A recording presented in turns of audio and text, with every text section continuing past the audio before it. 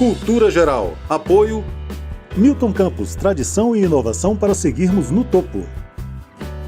Caixa de Assistência OAB Nova Lima. Caminho seguro para os advogados de Minas Gerais.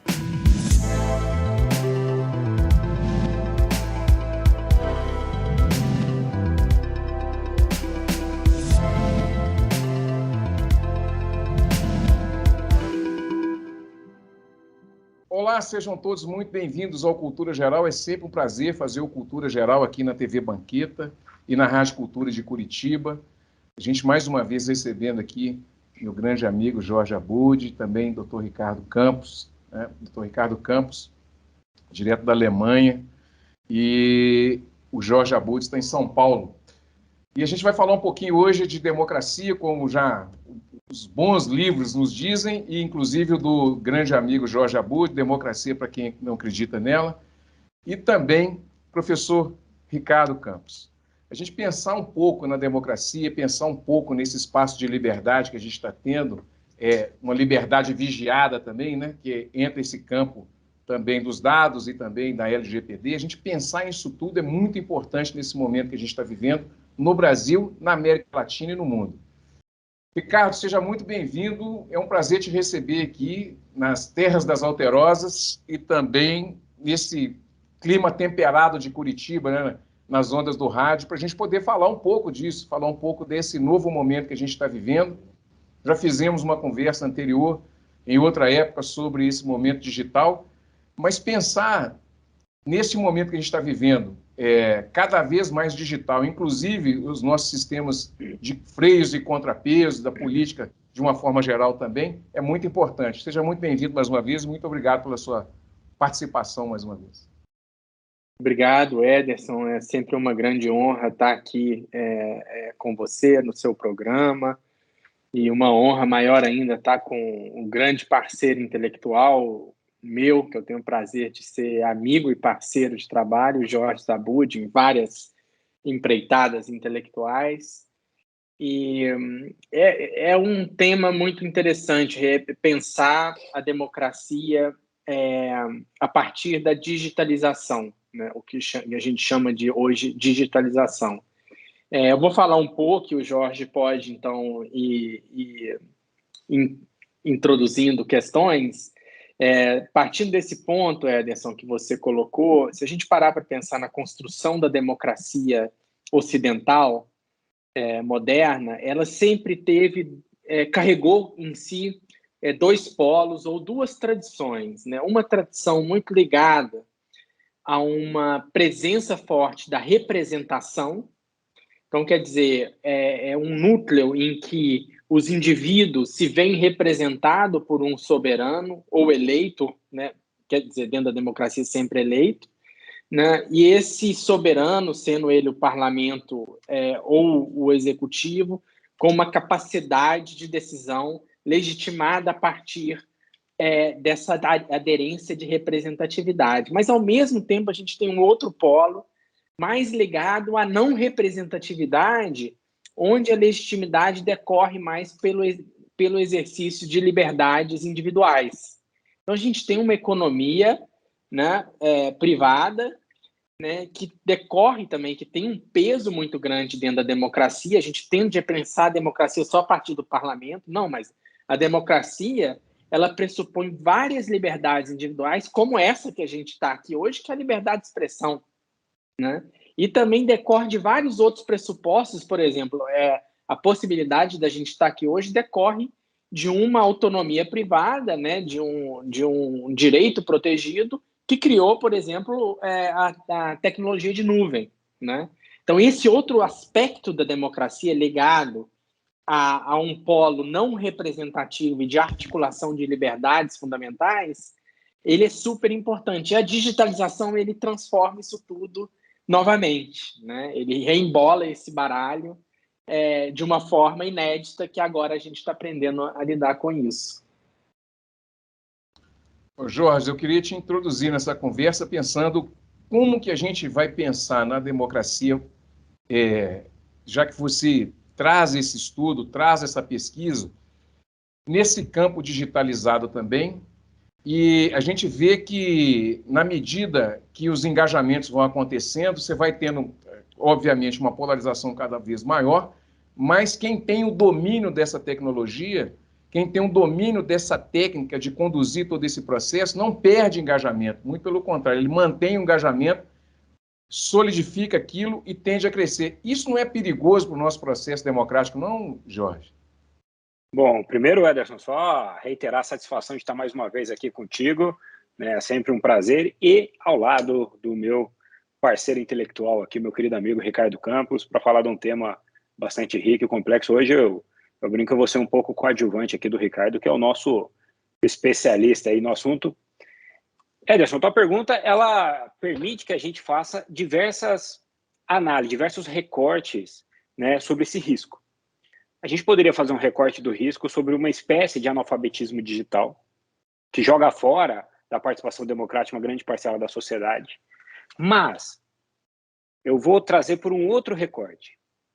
Eu acho que compreender esses riscos é compreender também que essa digitalização democrática contemporânea, ela reconfigura a esfera pública nacional. Ela reconfigura. Né? As dimensões das plataformas, por exemplo, que são dimensões estruturadas, né, por empresas, por companhias privadas, só que é um hibridismo na medida em que são empresas privadas que sustentam as plataformas, mas não dá para ignorar que aquilo é a dimensão, talvez da parte hoje, ou uma das partes mais significativas do que é a esfera pública. Na medida em que eu tenho cada vez mais políticos se comunicando por essa esfera, debates políticos têm cada vez mais ocorrido por essas esferas, né? E principalmente a judicialização cada vez mais frequente de qual liberdade esses atores políticos têm ou não têm no exercício dessa nova esfera pública, né? Desde decisões judiciais, por exemplo, nos Estados Unidos, em que o presidente não poderia bloquear seguidores no Twitter e coisas do gênero, até o limite de uma ideia de liberdade de expressão, o que eu posso replicar e como que eu posso trabalhar nisso. Então, aceitar que a democracia hoje tem uma dimensão digital, aceitar antes de tudo que a gente vive uma reconfiguração do que é a nossa esfera pública. E aí, na minha visão, isso não é nem eu concordar ou discordar disso, me parece que isso é um fato, né? Isso é uma perspectiva de quase inegociável, assim, quase, né, é um reconhecimento fático que essa esfera pública migrou para o digital, e a gente vai conviver com isso o tempo todo, com as suas mazelas, seus benefícios, e aí a gente, como não vai reconfigurar uma esfera pública, a gente tem que trabalhar para o aprimoramento dessa esfera pública que nós temos.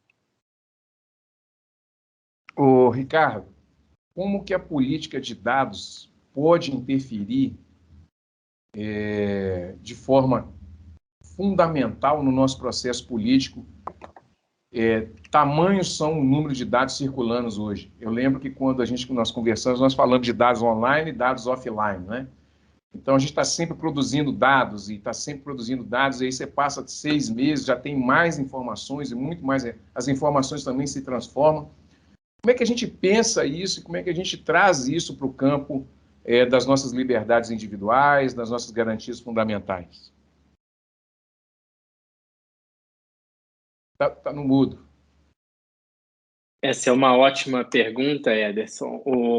Se a gente partir do recente anúncio do Facebook em mudar o nome para Meta, né, fazendo uma alusão no metaverso, né, que é uma narrativa criada por uma cadeia de romances em que a tendência atual seria a gente caminhar cada vez mais para uma realidade completamente digital. Quer dizer, talvez daqui a 20 anos, isso que a gente está fazendo aqui, que era impossível há 20 anos atrás, diga-se de passagem, talvez a gente não faça nessa forma, vestidos, né, aparecendo, mas a gente faça de uma forma com uma interação completamente digitalizada no sentido de avatares, né, e com outras representações. Isso significa o quê? O que o movimento atual nos mostra é que cada vez mais essa realidade digital ela é uma realidade que se baseia em dados. Até os inventores do metadados, o Stevenson e outros, partiram dessa ideia central. né, de localização através de dados, e isso vai ter um impacto completamente profundo na nossa vida mais íntima, como já tem até hoje. Né? E se a gente ligar essa questão do Georges, da esfera pública, ela é uma questão central, né? Porque agora a gente vê o sistema representativo ele é influenciado pela esfera pública, por exemplo. Né? E se a esfera pública muda, a gente tem uma outra configuração do sistema organizacional político. Se a gente parar para pensar, Ederson, do ponto de vista do direito eleitoral, antes da internet, o direito eleitoral sempre estruturou a esfera pública, e no Brasil, especialmente, de forma diferente dos Estados Unidos, sempre ele tentou controlar a aparência. A gente vai lembrar, quem tiver mais de 35 anos, vai lembrar aqui do tempo de TV. Praticamente ganhava quem tinha mais tempo de TV ou tinha mais chance de ganhar. Então, se formava coalizões, ganhava-se mais tempo de TV. O tempo de TV praticamente hoje não faz tanto sentido, né? Como se fazia antigamente. Por quê? Porque mudou a esfera pública. A economia da aparência hoje da esfera pública, ela tem outra estrutura e ela é centrada em dados. Né? Se a gente pegar o escândalo do Cambridge Analytica, que influenciou a esfera pública americana em 2016, foi através de dados. Foram dados que poderiam direcionar praticamente de forma individual quem e como você poderia influenciar para atingir um maior nível dentro daquele pleito eleitoral. Então, o dado ele está intrinsecamente ligado com a democracia, atualmente. Isso pode correr algum risco, Jorge, quando a gente pensa no Estado, né? O Estado garantidor, né? Que precisa se estabelecer como o garantidor realmente dentro da esfera pública das liberdades e garantias individuais. Isso quer dizer, isso pode transformar também o direito e pensar nisso. É um exercício que a gente vai ter que fazer daqui para frente, uma democracia realmente digitalizada? Ederson, excelente ponto, e esse talvez seja um dos maiores desafios do Estado. Eu e o Ricardo, a gente tem um diagnóstico que o Estado hoje ele vive uma crise da estatalidade. Essa crise da estatalidade ela tem dois grandes fatores. Um fator é a globalização, naturalmente, né, desde décadas passadas, que ela coloca o Estado, né, perante agentes transnacionais, perante uma esfera de atuação para além dos seus limites de soberania tradicional. Só que há um outro desafio que gera uma crise da estatalidade, que são as novas tecnologias. Essa complexidade crescente trazida pela sociedade das redes, depois pela sociedade das plataformas, ela tem gerado uma crise constante no Estado. Porque o Estado, com as suas estruturas organizadas de forma autárquica, como a gente conhece, né, de cima a baixo, né, top-down, né, bastante rígidas, pouco flexíveis, né, pouco fragmentadas, elas veem essa fragmentariedade trazida pela complexidade digital e começa a gerar um fluxo de informações e desafios, e esse Estado olha para isso e ele não consegue nem regular. Ele tem dificuldade de entender. Por quê? Porque ele demanda a compreensão de um novo tipo de regulação e um novo tipo de enfrentamento. Então o Estado garantidor, né, ele precisa, vamos dizer assim, superar uma crise da estatalidade que ele tem, e ele precisa reaprender diversos mecanismos para poder enfrentar essa complexidade crescente. O Ricardo relacionou dados com democracia, e a proteção de dados, né, em última instância, eu preciso do Estado, né, seja na legislação, seja na judicialização, garantindo a minha ideia de dados, né, ou a minha proteção dos meus dados, a minha esfera de intimidade. Só que esse Estado, né, ainda que reconheça isso muitas vezes no plano normativo, cada vez mais tem se apresentado como uma estrutura defasada nessa regulação e proteção. Daí, né, Ricardo, todo o nosso cuidado e nossa preocupação em como não acabar com esse Estado, mas reconfigurar dimensões regulatórias desse Estado, inclusive quando falo dimensão regulatória, estou falando do papel do judiciário, para poder ter mecanismos de maior adaptabilidade e flexibilidade para enfrentar esse desafio contemporâneo. ou o Estado reaprende certos mecanismos regulatórios, ou ele vai manter-se numa crise de estatalidade, né, que a longo prazo vai cada vez mais jogá-lo em descrédito perante essas novas tecnologias. Então, esse é um desafio fundamental do Estado, da democracia contemporânea. Ricardo, a teoria do Estado vai ter que dar uma repaginada. Eu estava relendo lá, por exemplo, o Tércio Sampaio, e estava pensando assim nas coisas, até pouco tempo que você estudava como teoria do Estado e tal. Como é que a gente vai pensar nesse campo acadêmico, né, com essa nova tendência e com esse novo campo, né, de aprendizado, né? Porque estamos todos aprendendo a lidar com tudo isso, apesar de vários estudos. E essa teoria do Estado ela vai servir para nos balizar, mas como é que a gente pensa nessa transformação? A questão da teoria do Estado é muito boa, né? E o professor Tércio, eu trabalho com ele aí em São Paulo, no escritório, sou sócio do escritório dele em São Paulo, e é com quem também eu tenho um debate muito, muito intenso sobre esses temas. E a questão do Estado, da teoria do Estado, realmente ela precisaria ser revisitada, né? Porque a teoria do Estado, como a gente tem até agora, seria mais uma teoria da história das ideias do Estado, né? Ainda a gente não tem uma teoria sobre o Estado na era digital, né? E isso, eu e o Jorge, a gente tende a fazer de forma mais aleatória e não de forma tão sistemática, mas compreender o papel do Estado dentro dessa nova arquitetura é de suma importância, né? E a gente vê, Adécio, até um enfraquecimento da tradição filosófica, né, da tradição normativa filosófica, que é praticamente uma herança da tradição eclesiástica ou da igreja, né, como um centro, uma unidade normativa que pode conferir parâmetros corretos para a realidade, enquanto que hoje, numa sociedade complexa, você perde esses pontos de Arquimedes a partir do qual você pode observar a sociedade. Então, é difícil falar qual é o estado da sociedade digital, porque a gente não tem um local para observar a sociedade. A sociedade ela é fragmentada em vários pontos de observação e a gente só consegue aí fazer de forma associativa, ligando alguns elementos. E ainda falta, hoje em dia, justamente uma teoria do Estado sem partir de uma concepção normativa, porque o que hoje a sociedade tecnológica ela coloca em crise é justamente esses padrões normativos, porque há uma tendência, como diria o sociólogo Niklas Luhmann, num texto de 71 sobre a sociedade global, há uma prevalência de mecanismos cognitivos perante mecanismos normativos. E normativos aqui é o quê? Direito, moral, igreja. E cognitivo é o quê? Economia, tecnologia. Então, pensar o direito dentro de uma dimensão cognitiva significa, e o Estado significa o quê?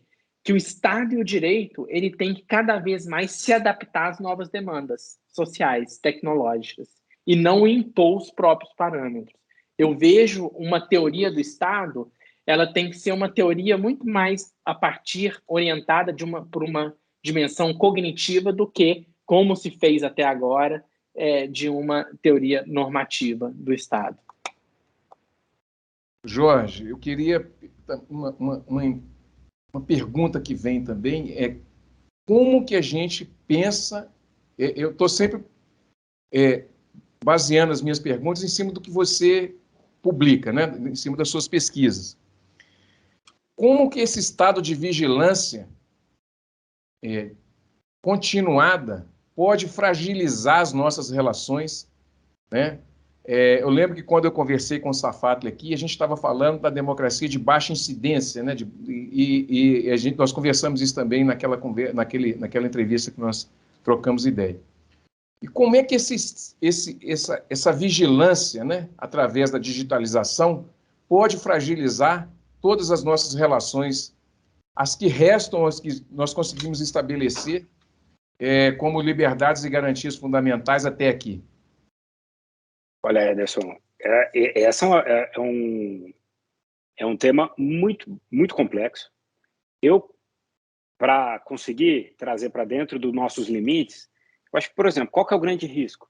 Na medida em que, em algum momento, não há o que a gente chama de esfera íntima, de uma esfera privada do sujeito-sujeito, tudo vira diluído numa esfera entre privado e público, ou seja, se não há um núcleo de intimidade, que eu tenho certeza que é inacessível pelo Estado ou por qualquer outro agente, salvo se eu quiser disponibilizá-lo, isso fica a critério da minha potestatividade, se eu não tivesse núcleo final da democracia, em última instância eu estou numa sujeição total do indivíduo perante os mecanismos de vigilância. E quando a gente fala uma frase, o indivíduo perante sujeição total, ou seja, o indivíduo que não consegue preservar o mínimo de estrutura da sua intimidade, a gente está falando de regimes tradicionalmente totalitários. Então eu posso gerir dentro de uma formal democracia, eu posso gerir ambientes de exceção, ambientes totalitários, na minha visão. Como isso surge? Isso surge na medida em que eu tenho um estado de vigilância tamanho que eu não consigo preservar o mínimo de intimidade. E isso no direito aparece em temas, Ederson, que muitas vezes a gente não reconhece a dimensão estrutural da importância que eles têm. Por exemplo, prova ilícita. Por que a prova ilícita, que é um conceito tão antigo, é tão relevante hoje?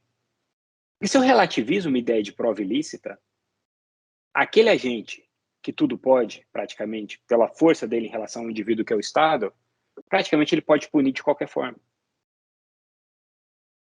Então, ainda que seja para a proteção do cidadão, se eu criar qualquer separação, se eu não tiver um núcleo, vamos dizer assim, inatingível pelo Estado ou por umas companhias sobre aquilo que seria uma esfera de intimidade do indivíduo, né, eu crio um espaço de sujeição total. E esse espaço de sujeição total, ele é bastante perigoso. Ele é bastante perigoso. Por quê? Porque retira uma ideia de individualidade, retira uma ideia, né, vamos dizer assim, fulcral, para usar uma nomenclatura do direito, de autonomia mínima privada. Né? Então, por isso, né, eu acho que aí a inspiração do modelo alemão é tão relevante, porque o Ricardo pode me corrigir nisso, mas talvez foi a primeira democracia a se preocupar bastante com essa sujeição do indivíduo perante novas tecnologias e como usar a estrutura do Estado para garantir um uso responsável dessas redes, né, para evitar uma indevassabilidade assim completa e total. Né? Se a gente não tiver isso, eu acho que a relação indivíduo e Estado ela fica extremamente reconfigurada num sentido não democrático. Né? O estado de sujeição total é uma situação típica de regimes totalitários. E, Ricardo, eu queria rolar outra bola para você, que é esse sistema que a gente vive hoje, que eu também conversando com o Daniel Omar Pérez aqui, ele fala comigo assim, eu perguntei para ele sobre o Orwell, e ele fala assim, hoje ele parece uma fada, ou então um conto da carochinha, dado a importância que a gente tem hoje das grandes corporações, né, que controlam não só essa ideia de controle da subjetividade, mas também controla todas as nossas relações. Né? Então, você tem essa ideia de Foucault, que traz esse controle dos corpos, né? E hoje você tem as grandes corporações que valem mais do que os estados, como dizia também o Valim, e que controlam todas as nossas relações. Né? Por mais que a gente não queira, né, elas controlam as nossas relações. Isso é muito perigoso ou a gente vai ter que aprender a conviver com isso e criar mecanismos de defesa, Ricardo? Olha, eu acho que a história do direito ocidental, ela sempre foi uma história de tentar, de certa forma, represar o poder numa dimensão tal que ele não inviabilize o desenvolvimento de liberdades individuais. Então, se você olhar o surgimento constitucionalismo moderno, né, o conceito de Constituição, ele surge para delimitar o poder do Estado. E aí surgem as liberdades modernas, né?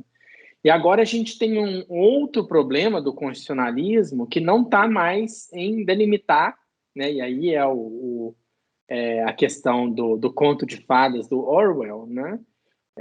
Hoje, talvez o grande, né, o maior desafio do constitucionalismo seria justamente se deslocar da relação tradicional Estado-indivíduo, quer dizer, o meu direito de delimitar o âmbito do Estado, e ser muito mais um direito constitucional a tentar estruturar relações privadas. E isso não é algo tão simples como parece. Se a gente olhar a tradição constitucionalista norte-americana, dificilmente você consegue lograr êxito na aplicação de direitos fundamentais em relações privadas, né? Você necessita de um elemento state action, que eles chamam. Já na tradição alemã, que o Brasil acolheu muito, o George, nos livros dele, tem muitas passagens sobre isso, a gente fala muito dos efeitos horizontais do direito fundamental. Quer dizer, não é um efeito vertical, é um efeito horizontal. Não que isso também não seja problemático. Já pensou, por exemplo, no âmbito do sistema religioso, você aplicar direito de igualdade dentro da Igreja Católica? O padre é homem. Até hoje não houve. Isso é uma questão interna corporis ou poderia se aplicar direitos fundamentais nesse tipo de relação privada? Então, há vários contornos que também não tornam tão simples essa questão da acomodação de direitos fundamentais em relações privadas. Mas eu vejo muito mais os problemas que você colocou do tamanho das empresas, da importância e impacto delas na vida, mais uma questão realmente como que a gente acomoda direitos fundamentais que foram feitos para uma relação Estado-indivíduo dentro de uma relação privado-privado, mas que há uma simetria tão grande quanto uma simetria que existia, então, entre Estado e indivíduo no século XIX. Então, eu colocaria um pouco essa questão que você colocou de uma passagem de uma vigilância estatal, Orwell, para uma vigilância privada, grandes plataformas. Eu colocaria nesse sentido. Muito bem, deixa eu fazer o primeiro intervalo dessa boa conversa, desse bom debate que a gente está fazendo aqui com o Dr. Ricardo Campos, docente da Universidade de Frankfurt am Main, e o doutor e mestre em Direito Difuso e Coletivos, Jorge Abud. Um minutinho só, nós estaremos de volta aqui na TV Banqueta e na Rádio Cultura de Curitiba, conversando com essas duas feras aqui na telinha e nas ondas do rádio. Um minutinho só.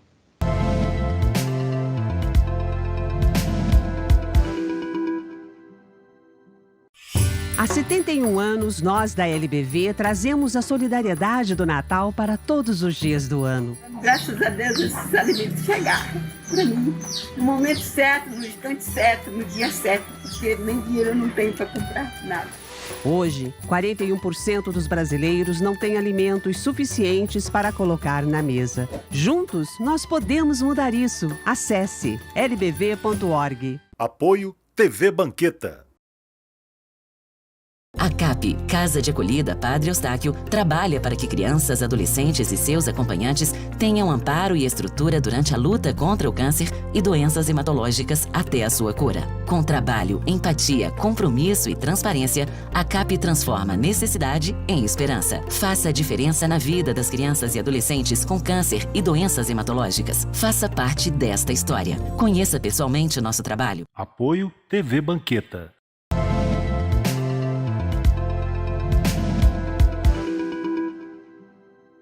Bom, de volta com Cultura Geral aqui na TV Banqueta e na Rádio Cultura de Curitiba. Nós estamos conversando com o Jorge Abud e com o professor Ricardo Campos. A gente está falando um pouquinho de democracia e digitalização.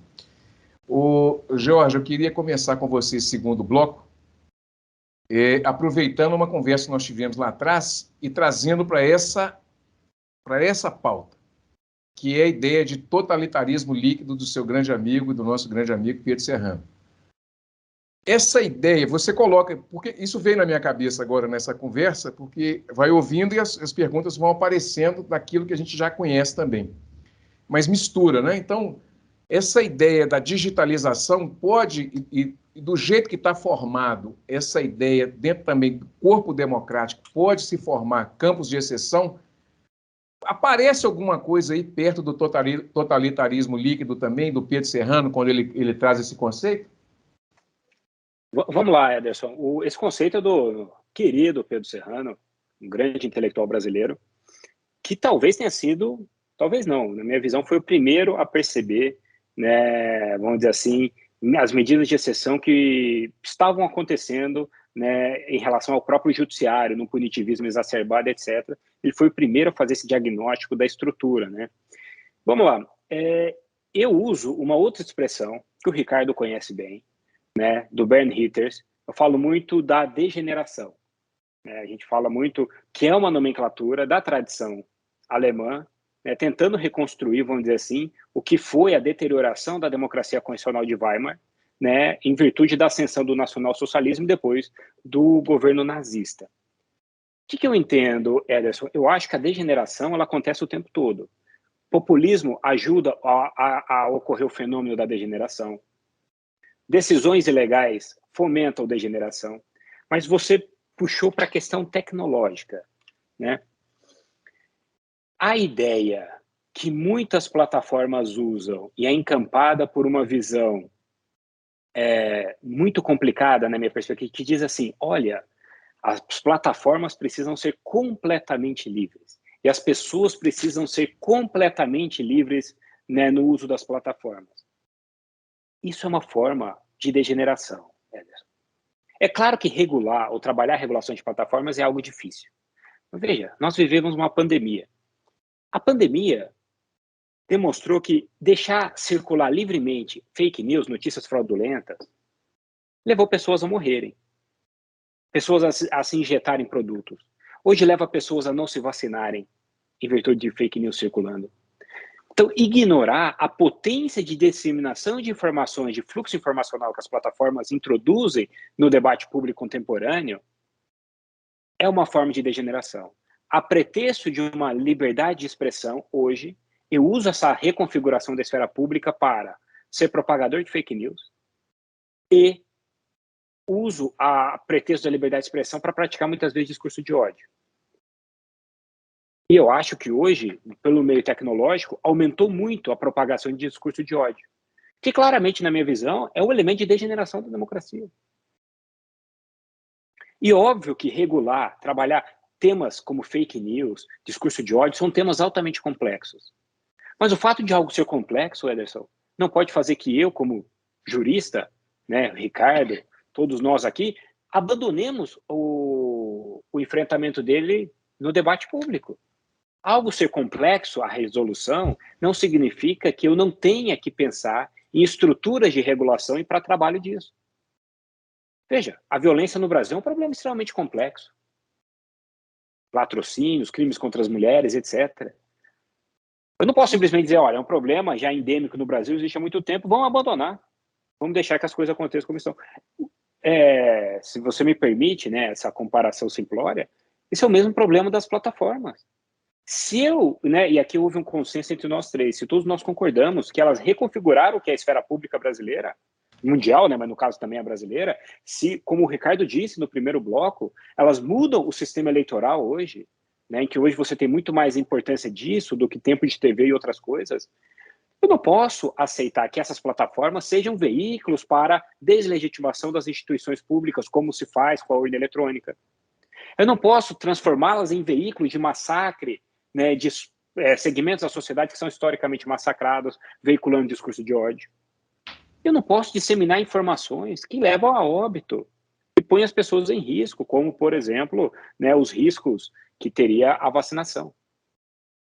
Então, esse uso, como ela, né, eu havia dito, ela gera uma crise da estatalidade, o Estado não sabe ainda como regulá-las adequadamente, isso não significa que o Estado não deva regulá-las de alguma forma, ou que nós, enquanto sociedade civil, devamos aderir a esse discurso muito pouco reflexivo, na minha visão, de elas têm que operar pura e livremente, as pessoas têm que operar pura e livremente. A gente tem visto como isso tem feito mal para a democracia brasileira. Elas têm uma dimensão muito positiva, mas elas têm essa dimensão negativa de permitir elementos de degeneração constantes, seja para a sociedade, seja contra minorias e seja contra as instituições do Estado, como nós temos visto hoje.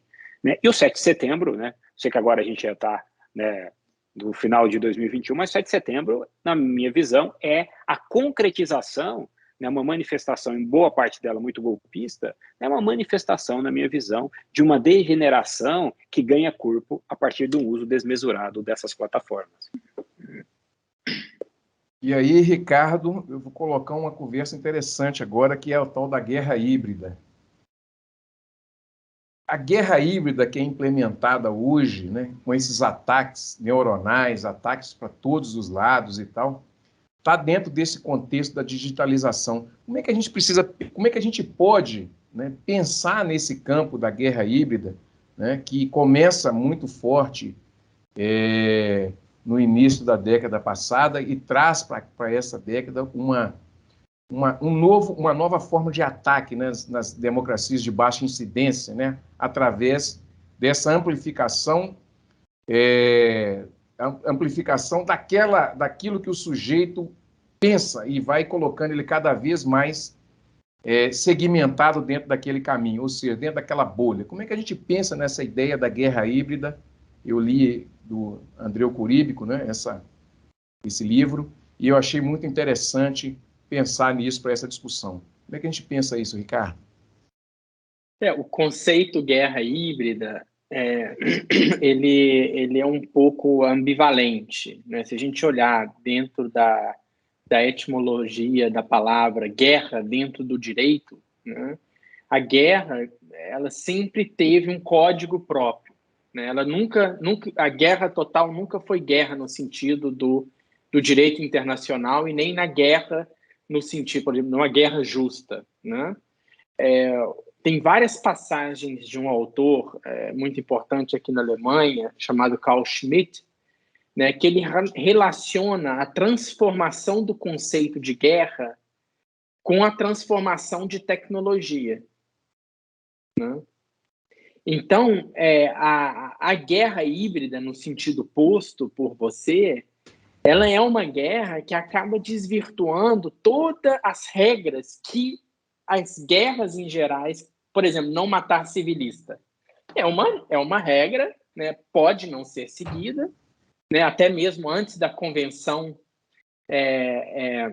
antes das convenções internacionais, né, existe um código por detrás de toda guerra, mesmo que seja código implícito, era um direito respeitado quando você entrava numa guerra. Se a gente vê os filmes, né, é um pouco caricaturado, mas a gente via aquelas fanfarras indo na frente, fazendo música, né, existia uma ordem da guerra. Né, o que a guerra híbrida traz é uma desordem da guerra. Né? E aí que vem o problema central, porque você nunca sabe quem é o polo que está atacando e quem está sendo atacado. Você não sabe quem está entrando na guerra. Né?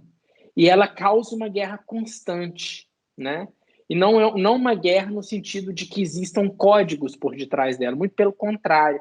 Ela caminha como uma guerra na exceção. Então, você não tem um início, você não tem um meio, você não tem um fim, você não tem um polo passivo, você não tem um polo ativo, você tem uma situação constante que é até incapaz de ser judicializável em fóruns, em tribunais internacionais. Né? Então, eu acho que até guerra híbrida é um conceito que deveria ser repensado. Eu não sei se tem muito de guerra dentro desse conceito de guerra híbrida. Porque a guerra, no sentido jurídico, ela sempre carrega consigo um código implícito e hoje muito explícito do que pode ser feito e o que não pode ser feito dentro de uma guerra. Jorge, de outras coisas que a gente discute aqui também, a gente fala sempre do capitalismo e como ele se transforma, né? E tem uma outra conversa que nós fizemos aqui também, não me lembro direito com quem, mas foi com o Daniel também, Daniel Omar Pérez, que ele fala que o capitalismo tem uma forma de relação com o totalitarismo muito próxima, né? Ou com as ditaduras que são muito próximas. Esse momento digital que a gente vive, essas relações capitalistas que a gente vive, né? E aqui eu não estou falando do conceito bem ou mal do capitalismo, nada disso, mas essas relações que a gente vive aqui, e da forma que a gente tem vivido na América Latina, fragiliza as nossas relações, as relações com o outro, quando você tem um controle muito grande do trabalho do indivíduo, quando você tem um controle total, quase que do total dos desejos do indivíduo na sua subjetividade. Como é que você traz isso dentro da sua literatura quando você fala democracia para quem não acredita nela? Então, Ederson, eu acho que a dimensão tecnológica, ela impacta profundamente na questão social em diversos aspectos. Vamos lá. Quando eu tenho maior controle, e dados me dão controle sobre as pessoas, quanto mais controle eu tenho, mais eu consigo direcionar uma opinião pública. Esse é um problema. Eu tenho um outro problema contemporâneo, que é aquilo que eles chamam de echo chambers. Na tradução, seria câmara de eco, né, Ricardo? Em que nas redes, nas plataformas, as pessoas, por mais extremista que seja a sua ideia, de alguma forma ela localiza, né, um grupo que tem aquele tipo de ideia, né? Então, desde um terraplanista, rapidamente ele vai encontrar os terraplanistas ali e vai começar a ecoar a ideia, e ele, naquela bolha dele, ele não se enxerga necessariamente como uma minoria ou alguém dissociado de uma ideia de realidade. E isso vai agregando, né, vários tipos de pensamento, muitas vezes pensamentos extremistas, autocráticos, etc.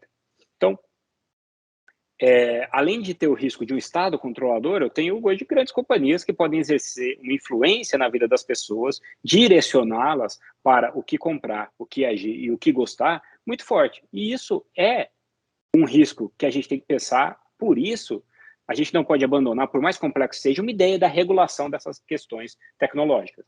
Além disso, as tecnologias, elas têm gerado, também por uma ausência do Estado na compreensão desse tema e numa regulação eficiente, né? A Europa já tem respondido a isso com mais eficiência, né? A tecnologia ela tem gerado uma precarização das relações de trabalho, muitas vezes.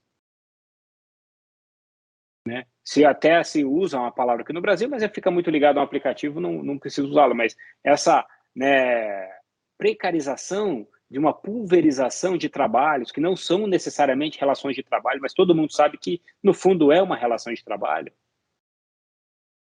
Então, ela gera uma precarização, ela diminui o custo do trabalho e ela retira, né, veja como crise da estatalidade, ela retira desse trabalhador garantias mínimas que o Estado Providência dava, por exemplo, via legislação trabalhista.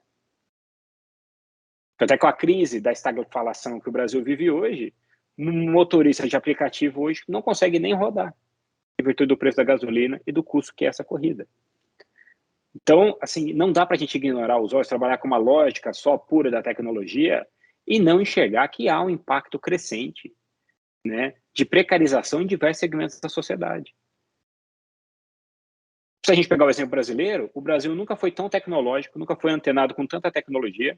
A gente fala já de uma internet 5G, etc, etc. A gente voltou a ter 20 milhões em segurança alimentar. Então, a tecnologia ela é irrefreável, o que não significa que a gente não pode fornecer elementos de complexidade de aprendizado para esse Estado regulador, desenvolver mecanismos eficientes para evitar ou suavizar precarizações que a tecnologia pode trazer. Não que a tecnologia ela não é uma inimiga do Estado, só que o Estado, pós-Westfália, se ele não se reinventar, se ele não aceitar uma insuficiência padronizatória desse Estado nacional tradicional, ele vai caminhar para uma obsolescência cada vez maior. E aí, o risco é ele começar a entregar tudo para companhias. Inclusive o risco dele entregar o poder punitivo para ambientes privados.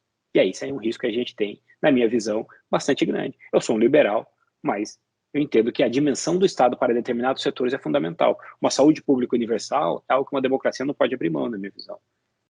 Tem que ter a saúde privada, mas uma saúde pública universal é fundamental. E o poder punitivo do Estado ser entregue para companhias privadas também me parece um risco muito grande, que novas tecnologias deveriam, né, não poderiam invadir. Então, são alguns elementos que eu acho fundamental a gente olhar com muita cautela para o futuro. Bom, deixa eu fazer mais um intervalo aqui, o último intervalo dessa prosa tão boa, dessa conversa tão rica. Nós estamos conversando aqui com o professor Jorge Abud e o professor Ricardo Campos. Em um minutinho só, nós estaremos de volta aqui na TV Banqueta e na Rádio Cultura de Curitiba com a parte final dessa entrevista tão rica e tão bacana. Um minutinho só, não saia daí.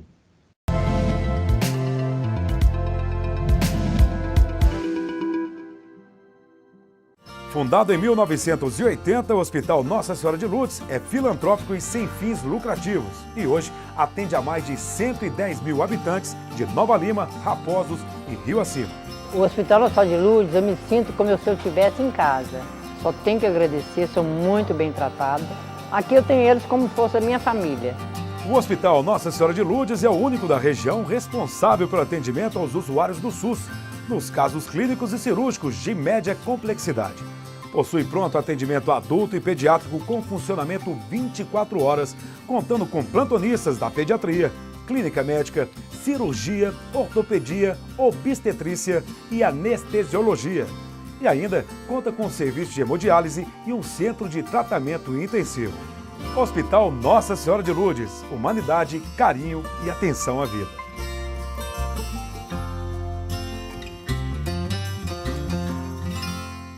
Apoio TV Banqueta. Há 71 anos, nós da LBV trazemos a solidariedade do Natal para todos os dias do ano. Graças a Deus esses alimentos chegaram para mim no momento certo, no instante certo, no dia certo, porque nem dinheiro eu não tenho para comprar nada. Hoje, 41% dos brasileiros não têm alimentos suficientes para colocar na mesa. Juntos, nós podemos mudar isso. Acesse lbv.org. Apoio TV Banqueta.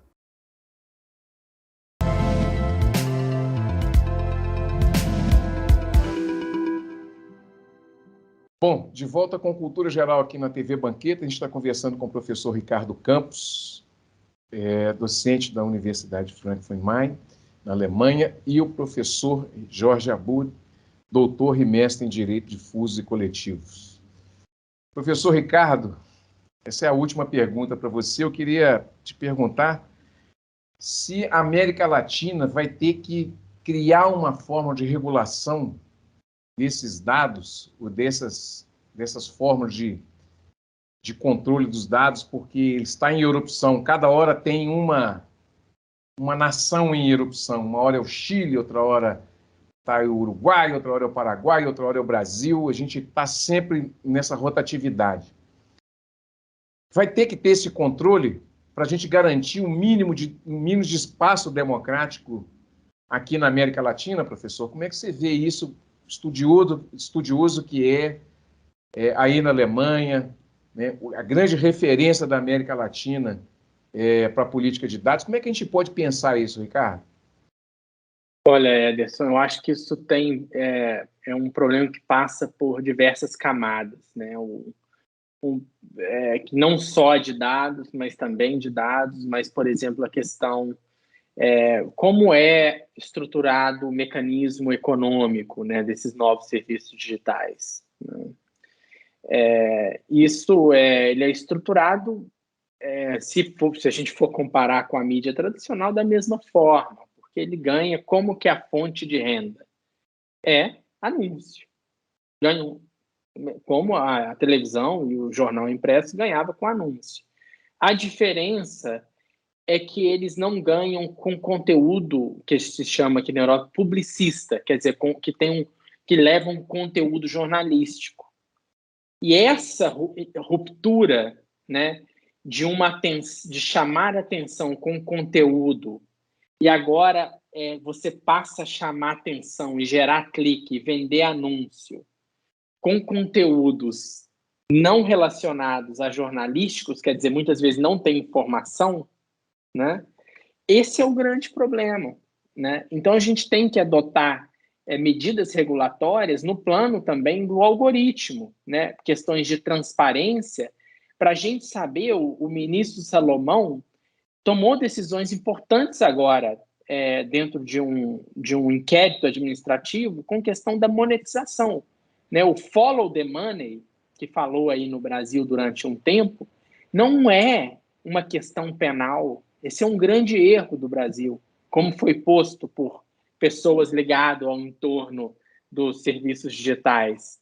O follow the money é uma questão publicitária, é uma questão da correlação entre conteúdo e publicidade, né? Porque a publicidade é o que bota a máquina digital para girar, né? E o que eles vendem é a exposição dos indivíduos à publicidade.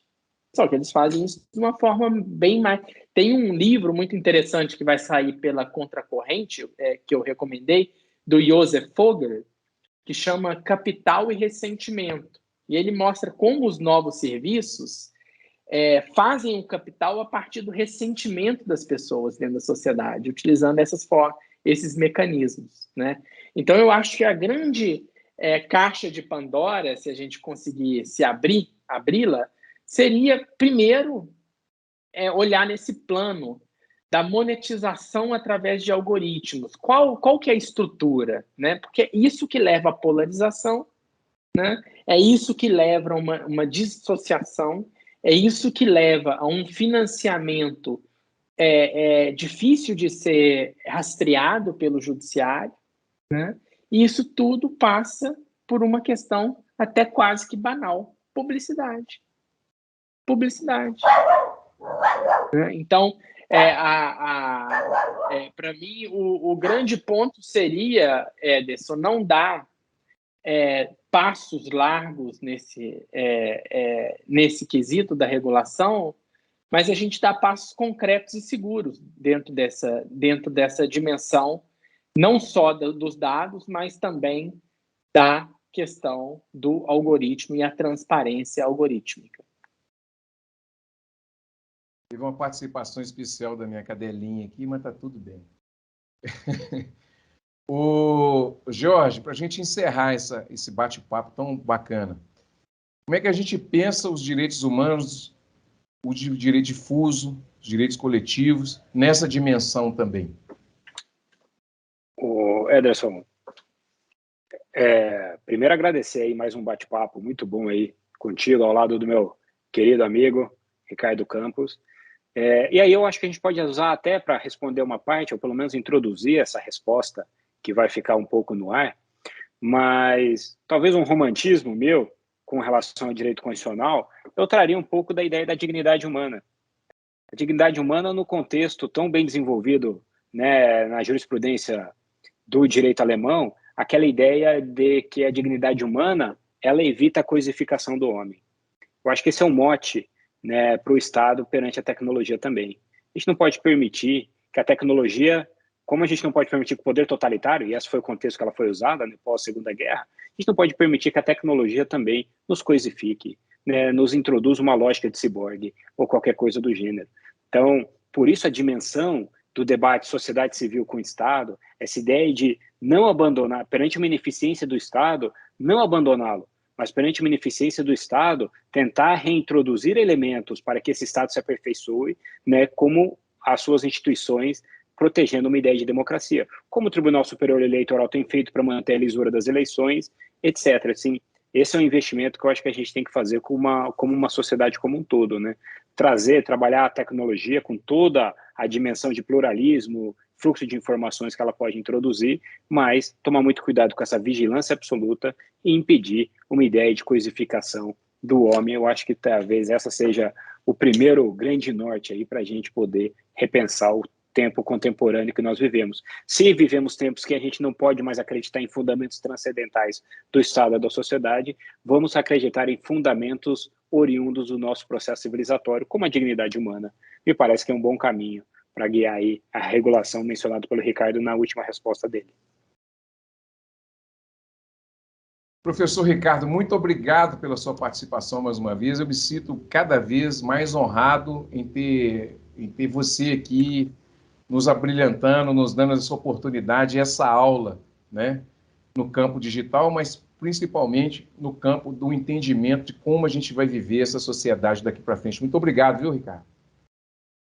Eu que agradeço, Ederson, pelo convite, uma conversa muito espontânea, muito honesta, com as nossas angústias e com as nossas visões de mundo, e agradeço estar aqui com o meu grande amigo e parceiro intelectual, Jorge Abud. Jorge, mais uma vez, muito obrigado pela sua participação, viu? Não sou o William Vac, não, mas eu sei que nós vamos tomar um vinho desse ainda, viu? Né, Ricardo? Isso aí, eu estou nessa expectativa ainda. Eu não chegou minha vez, não. A adega está sempre aberta para os amigos, e aqui eu estive com 2. E, Ederson, obrigado aí por proporcionar aí mais um programa tão legal, ao lado de alguém que eu admiro tanto, que é o Ricardo. Foi um prazer aí. Quem sabe a gente marca um presencial com uma rodada de vinho e um bom bate-papo aí. Já vou acertar isso com o Valim, né? Vou puxar a orelha dele. Vamos fazer, Valim? Bom, gente, chegamos ao final do programa Cultura Geral. Um grande abraço a todos vocês. Espero que vocês tenham gostado demais, como eu gostei dessa entrevista. Muito obrigado e até amanhã, se Deus quiser, com mais um programa Cultura Geral. Um beijo no coração de todos e até amanhã.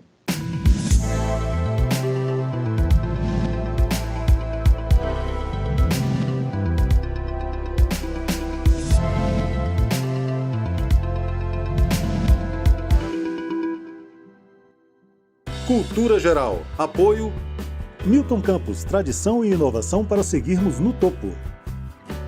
Caixa de Assistência OAB Nova Lima. Caminho seguro para os advogados de Minas Gerais.